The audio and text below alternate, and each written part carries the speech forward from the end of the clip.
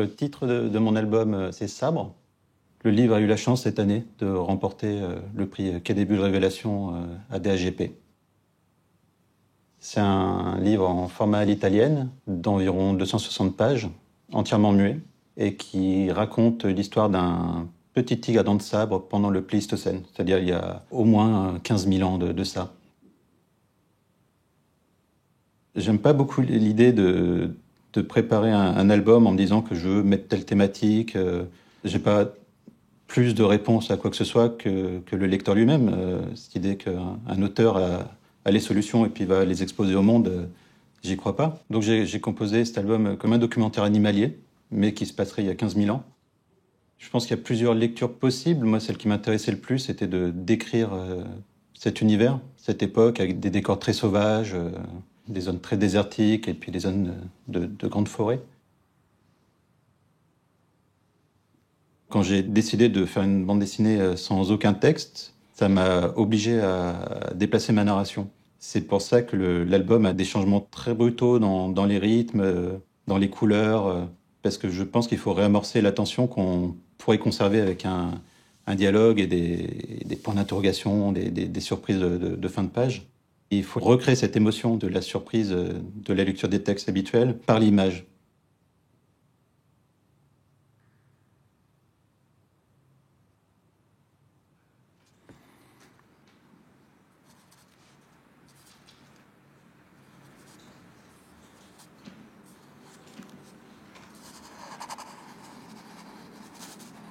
J'aime beaucoup mélanger les styles, d'avoir des choses très réalistes avec des choses qui ne le sont pas, d'avoir des parties avec énormément de matière et de dessin, et puis des parties quasiment vides avec de grands aplats de couleurs.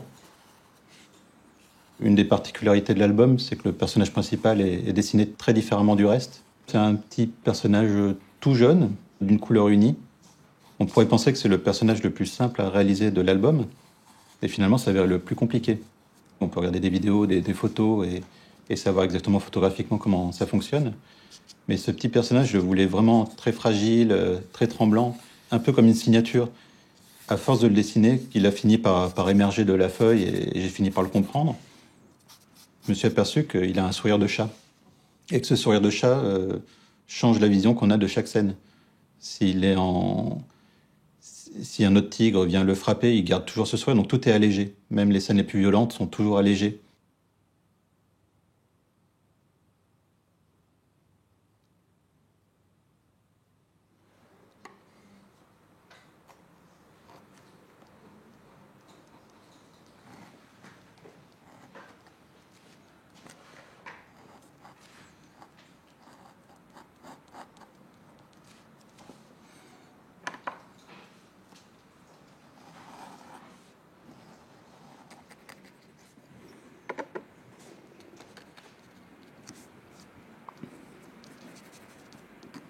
Tous mes effets de texture ne sont pas faits totalement à la plume, elles sont faites au fusain. Je reviens avec un crayon au fusain sur des feuilles séparées que je vais scanner différemment et puis poser sur mon dessin sur ordinateur.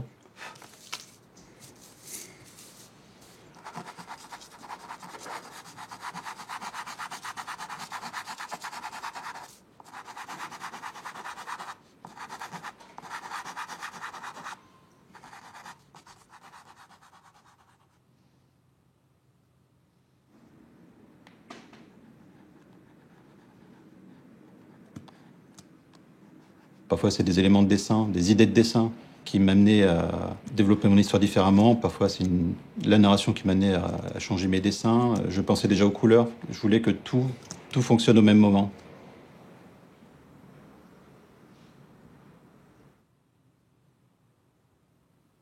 Je savais que l'album pourrait finir sur la grande glaciation, le moment où la neige et la glace recouvrent tout.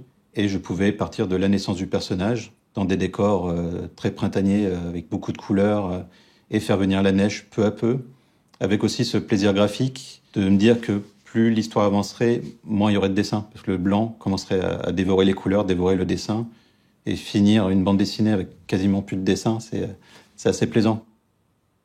Je m'aperçois qu'il y a des gens qui sont très habitués aux livres, qui ont un développé clair, Par exemple, un livre où il y aura un crime, à la fin on va savoir qui a tué qui, pourquoi, et puis le monde est rééquilibré et tout va bien.